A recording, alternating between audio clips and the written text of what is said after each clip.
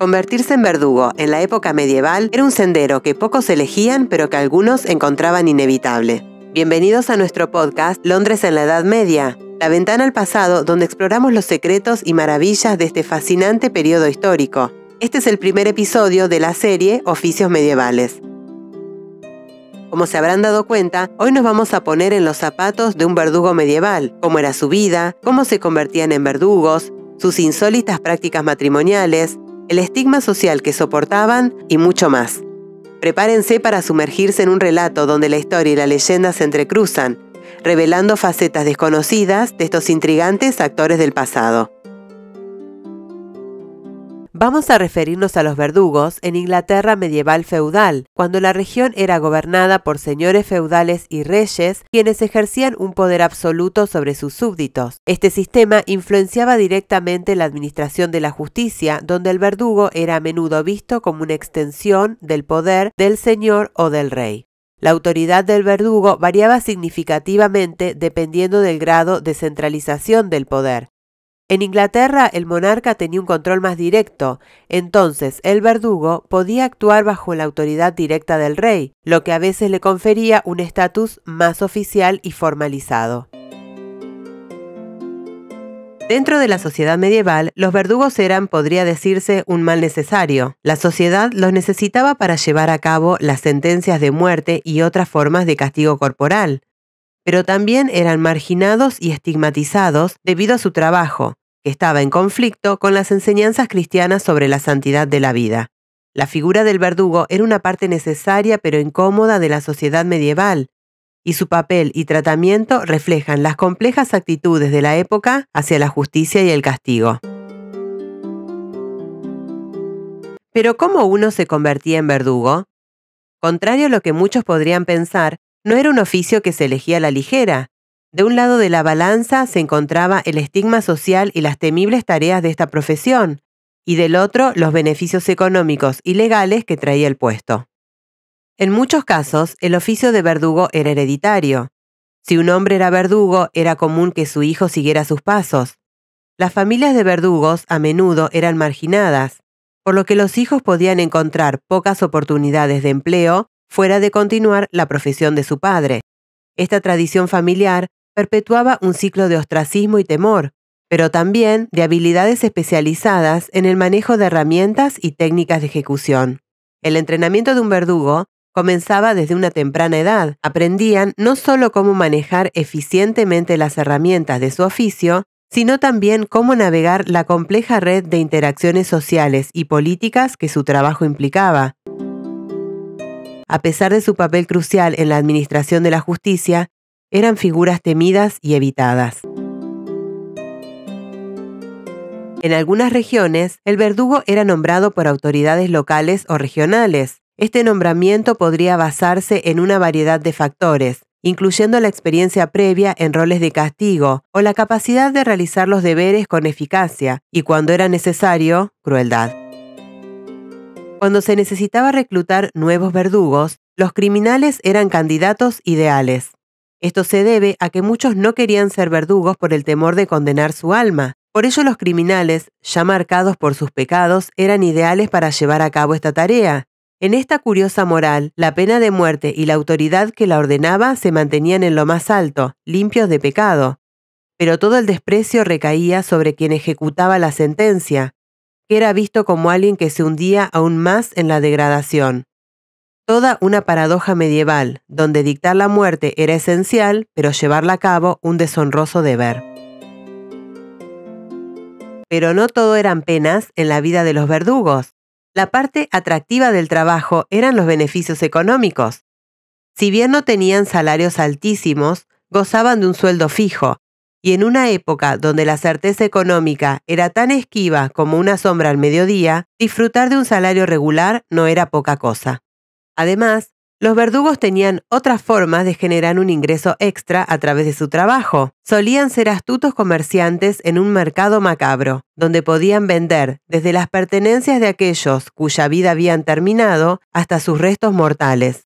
Después de una ejecución, el verdugo, con la misma precisión con la que manejaba su hacha, desmembraba el cuerpo del desafortunado para vender sus partes a un grupo de compradores. Los alquimistas, envueltos en sus capas y con una mezcla de misticismo y ciencia, buscaban estos restos humanos con fervor.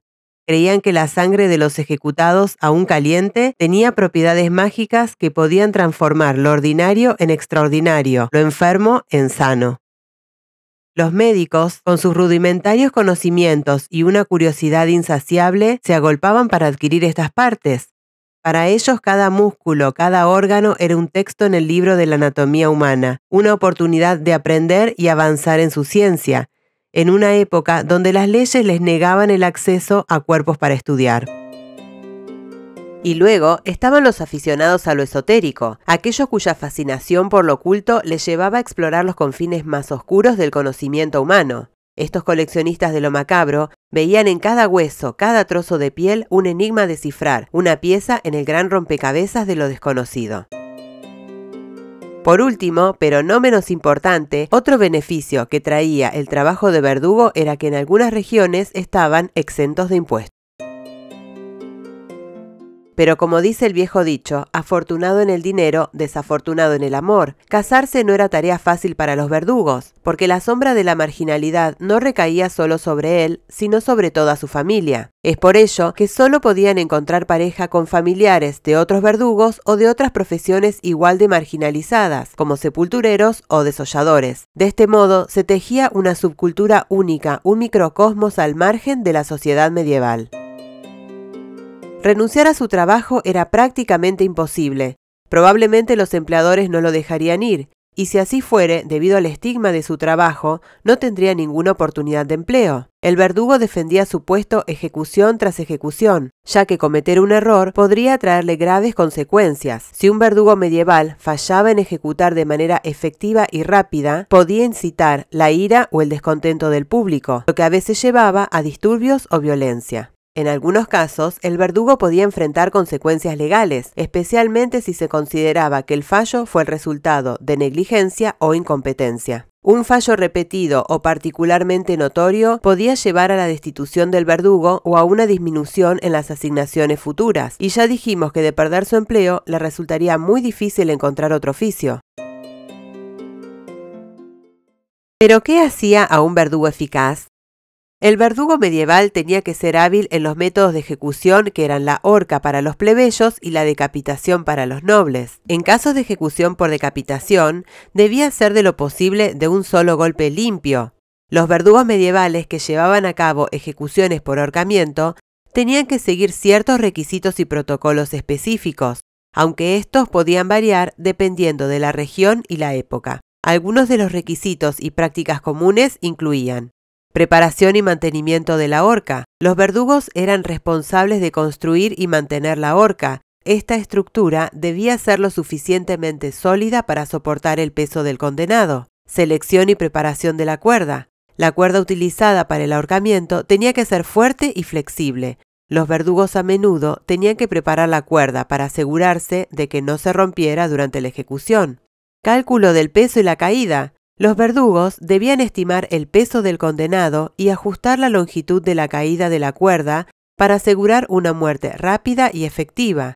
Un cálculo incorrecto podía resultar en una muerte lenta y dolorosa o en un descenso brusco que podía decapitar al condenado. Un buen conocimiento de anatomía era esencial para colocar correctamente la cuerda alrededor del cuello del condenado, de manera que la muerte fuera lo más rápida y humana posible. Los verdugos seguían un protocolo establecido que a menudo incluía leer los cargos del condenado, permitir un último discurso o confesión y luego llevar a cabo la ejecución. Las ejecuciones públicas a menudo atraían a grandes multitudes. Los verdugos debían manejar la situación para evitar disturbios y asegurar que la ejecución se llevara a cabo sin interrupciones. A pesar de la naturaleza pública de su trabajo, se esperaba que los verdugos actuaran con cierto nivel de discreción y profesionalismo, llevando a cabo su trabajo de manera eficiente y sin crueldad innecesaria. Estos requisitos reflejan que el trabajo de un verdugo medieval no era solo una cuestión de fuerza física, sino que también requería conocimientos técnicos y habilidades específicas. Algo que caracteriza a los verdugos es su famosa capucha y máscara negra. ¿Por qué se vestían así? Se vestían de este modo por varias razones. La principal era proteger la identidad del verdugo. Debido al estigma asociado con su oficio, mantener el anonimato era crucial para su seguridad personal y la de su familia. Al ocultar su rostro, el verdugo podía vivir más fácilmente en la sociedad sin ser reconocido o enfrentar represalias. Esta era la idea, pero la verdad es que en la práctica todos sabían la identidad del verdugo. También la capucha tenía un propósito intimidatorio y ritualístico. Servía para crear una presencia más temible y despersonalizada, lo cual era una parte importante del proceso de ejecución. El misterio y el temor que rodeaban al verdugo aumentaban el impacto psicológico de la ejecución, tanto en los condenados como en los espectadores. Era una imagen muy fuerte y daba a entender que el verdugo era la muerte misma. Vamos a hablar sobre un costado tal vez desconocido de los verdugos, que es que por su oficio tenían un excelente conocimiento de anatomía, lo que los convertía en muy buenos sanadores. Por eso muchas personas, más allá del estigma social que los rodeaba, iban en busca de su ayuda. En la Edad Media, la anatomía y la medicina no eran campos de estudios bien desarrollados. Los verdugos, debido a su trabajo en ejecuciones y castigos corporales, tenían un conocimiento práctico de la anatomía humana que pocos en esa época poseían. A menudo eran llamados para realizar amputaciones, que era una forma común de castigo, y esto les brindaba un entendimiento único de cómo tratar heridas y controlar el sangrado. Además, muchos verdugos heredaban sus roles de sus padres, lo que significaba que el conocimiento médico se transmitía de generación en generación, refinándose con cada sucesor. Esto les permitía acumular una vasta experiencia en el tratamiento de lesiones, fracturas y otros males físicos. Otro aspecto interesante es que debido a su estatus social, a menudo marginado, los verdugos estaban menos restringidos por las normas y supersticiones médicas de la época. Esto les permitía experimentar con técnicas y remedios que otros profesionales de la salud no se atreverían a probar. Por la naturaleza de su trabajo, la figura del verdugo no ha pasado desapercibida y ha tenido también un impacto en la literatura y el arte. En la literatura, el verdugo a menudo se presenta como una figura temible y sombría, un símbolo de la muerte inevitable y la justicia final. Esto puede verse en obras medievales y renacentistas, donde su presencia suele evocar temor y a menudo es utilizada para subrayar los temas de moralidad y castigo. Sin embargo, esta representación literaria a menudo distorsiona la realidad de los verdugos, quienes en la vida real eran marginados sociales y rara vez recibían el respeto o temor reverencial que se les atribuye en las obras de ficción. Por su parte, en el arte, especialmente en pinturas y grabados, los verdugos a menudo se muestran en el acto de ejecutar la justicia. Estas imágenes pueden ser crudas y gráficas, diseñadas para evocar una respuesta emocional en el espectador. Aunque estas representaciones son visualmente impactantes, a menudo son más simbólicas que realistas. El arte tiende a enfatizar el aspecto dramático y ritual del papel del verdugo en lugar de su vida cotidiana o su estatus marginal en la sociedad. La percepción pública del verdugo, como se refleja en el arte y la literatura, estaba muy influenciada por las normas y valores morales de la época. Mientras que estas representaciones pueden capturar el miedo y el respeto que inspiraban, a menudo ignoran la complejidad de sus vidas y el desdén social que enfrentaban. En muchos casos, el verdugo en el arte y la literatura funciona más como un símbolo de la justicia y la moralidad, o su ausencia, que como una representación de un verdadero funcionario de la ley. Esto contrasta con la realidad operativa de los verdugos, quienes eran profesionales entrenados con habilidades específicas y a menudo vivían vidas difíciles y solitarias debido a su oficio.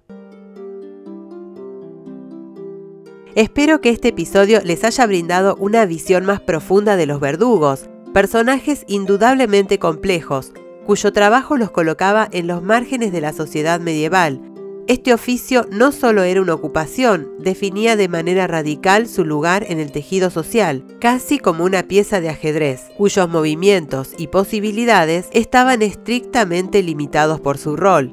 Este aspecto refleja una faceta fascinante de la vida medieval, la manera en que el trabajo no solo era un medio de subsistencia, sino también un determinante clave de la identidad y el estatus social. En este contexto es importante destacar que la movilidad social era nula. La posición que una persona ocupaba en la sociedad estaba predeterminada desde su nacimiento, y las posibilidades de cambiar su estatus o profesión eran extremadamente limitadas, lo que consolidaba aún más la rigidez de la estructura social de la época.